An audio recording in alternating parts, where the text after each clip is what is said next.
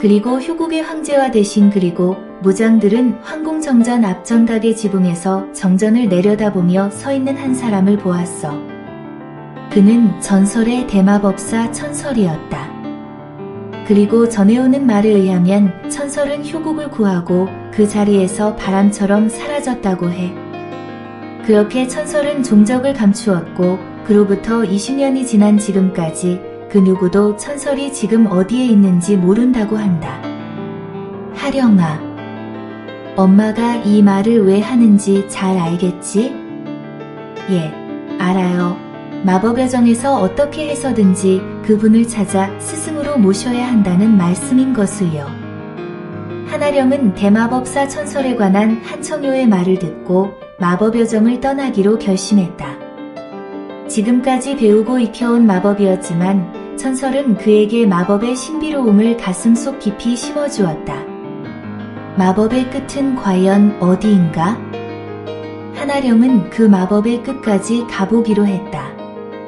며칠 후 한하령은 태령 신미안, 내령 은여울, 의령 장보라, 그리고 많은 요정들의 배움을 받고 정령계를 떠나게 되었다. 특히 은여울은 한하령을 꼭 껴안으며 그와의 이별을 가장 서운해했다. 예쁜 이모, 잘 있어요. 이모한테 장난을 치지 못해 약간 서운하지만 할 수 없죠. 갈게요. 한청요가 정령계의 경계까지 나와 한하령을 배웅했다. 하령아, 마법의 길고도 험한 여정에서 정성을 다해 노력해야 한다. 내가 대마법사가 되는 날 너를 부르는 엄마의 목소리를 들을 수 있을 거야. 이제 떠나거라. 아들아. 예, 어머니의 모습 언제나 마음 한가운데 간직해 둘게요. 언젠가 돌아와 키워준 하늘 같은 은혜 꼭 갚을게요. 다시 뵐 때까지 잘 계세요. 제3장 2가지 비밀. 효국 황성예안. 효국 중앙중장기병대 대장군 서리는 아침 일찍부터 서둘러 조문효 천사장을 방문했다. 천문학사 건물 중앙탑 정청에서 조문효는 서린을 맞았다. 대장군, 오실 줄 알았어요.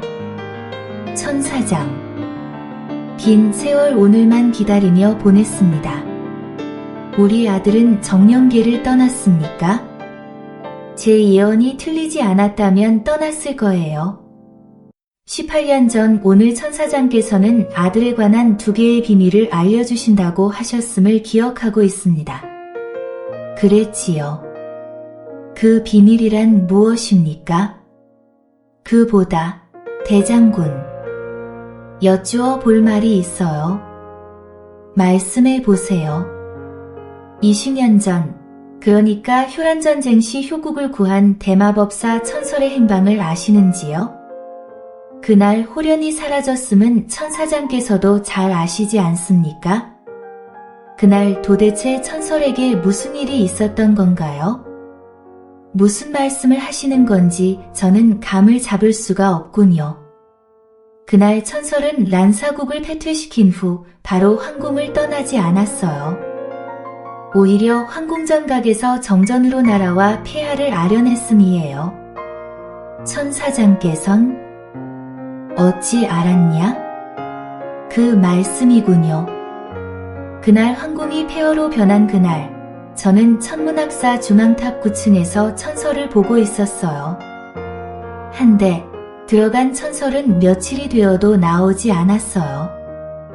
그동안 대장군은 연암은 명예 경기병을 인솔하고 2마리의 말이 끄는 한 대의 마차를 호위하여 황성북문을 빠져나갔고요. 제 예감이 틀리지 않았다면 그 마차 안엔 천설이 타고 있었을 겁니다. 이제 진실을 말할 때도 되지 않았나요? 대장군, 과연 천사장의 예리한 눈을 피할 수는 없군요. 하나, 무슨 일이 일어났는지는 말씀드릴 수가 없습니다. 그 일은 폐하와 저, 국사 그리고 이미 고인이 되신 이민하 수성마법사만이 알고 있는 일입니다. 그런데 천설에 대해 어찌 물어보신 겁니까? 두 가지 비밀과 관련되어 있습니까? 그래요. 깊은 연관이 있어요. 대장군이 말씀을 하지 않으셔도 저는 그날 무슨 일이 있었는지 짐작할 수 있어요. 18년 전에 점괘가 말하여 주고 있거든요. 말씀해 주세요. 두 가지 비밀과 내 아들 그리고 천설과는 아무리 보아도 연관이 없는 것 같군요. 대장군이 천설에 관한 진실을 말씀을 하지 않으시니 저도 두 가지 비밀 중 하나만을 말씀드릴 수밖에 없어요. 원래 두 가지 비밀은 하나는 대장군의 아들에 관한 것이었고 하나는 천설과 대장군의 아들 그리고 효국에 관한 것이었거든요. 대장군의 아들에 관한 비밀은 바로 그가 인간 세계에서 대장군 부인의 몸을 빌려 태어난 마법사라는 거예요. 마법사로 태어난 아기는 인간이 키울 수가 없어요. 18년 전에도 말씀드렸듯이 인간이 양육한다면 곧 죽게 되죠. 그리하여 진수령 정령계로 보내 요정들이 키우게 한 거였고요. 그 기간은 18년이에요. 18년 후엔 자기의 원래의 명대로 살 수가 있는 거죠. 내 아이가 마법사로 태어난 거였습니까? 이제야 모든 것이 분명해졌군요. 오히려 아들을 찾는 일이 훨씬 쉬워졌다고 할 수 있겠습니다. 그래요. 인연이라면 언젠가는 만날 수 있을 거예요. 또 하나의 비밀이 궁금하군요. 천사장. 삼자가 얽힌 비밀인 만큼 상당히 중대한 비밀 같은데 안 그렇습니까? 조문효는 고개를 좌우로 흔들었다. 그 비밀은 대장군의 비밀과 같이 무덤에 가지고 가야 할 비밀인 거려. 말씀드리지 못함을 해량해 주세요. 단지 이 말만은 드리고 싶어요. 효국은 천설에게 한 행위의 업보를 피할 수 없어요. 제4장 빙설아. 정령계를 떠난 한아령은 며칠 만에 남영부 서파정이라는 도시로 접어들었다. 길의 왼쪽은 작은 시내가 맑고 깨끗하게 흐르고 있었고 오른쪽은 주상절리가 그리 높지 않게 병풍처럼 펼쳐져 있었다. 그가 걷고 있는 길 앞쪽 먼 곳에 한 사람이 주상절리 꼭대기에서 아래로 늘어져 있는 밧줄을 잡아당기고 있었다. 조금 더 가까이 다가가니 낑낑거리며 밧줄을 당기고 있는 사람은 여자였다. 그는 이상하다고 느꼈지만 대수롭지 않게 그녀를 지나쳐 걸었다. 이봐요. 어쩜 그냥 갈 수 있죠? 와서 좀 도와주지 않을래요? 그는 가던 길을 멈추고 뒤 돌아봤다. 그녀는 두 손으로 밧줄을 힘차게 당기며 얼굴은 그를 쳐다보고 있었다. 그가 물었다. 무슨 일인가요?